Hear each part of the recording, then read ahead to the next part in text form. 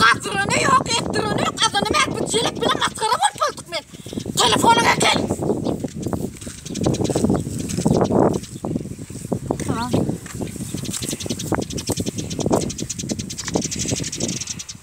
Çiğlimin üstüne ben degamıştım. Çiğlimin üstüne de ne iydiramak ben. Ben öz çiğlim şu yoksa. Sana hissat değil ana.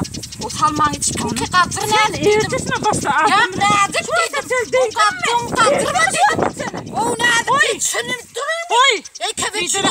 Ben Salman'ı idirme ditti ona sana ben. Ne mi dittin? Şu ata çelmet hangi? O Salman'ı idirme kadrını yok. Ettirini yok. Dur ver ya. O ne mi yerçeşim? Hani yerçeştim ben bile. Yerçeş. Hani yapasın malına değdin mi? Onu gördün mü? Malımı ona kırayım. O kaç. O kaç. Kapmış ekel. Ne demişsin bak? Bu çözkanlı.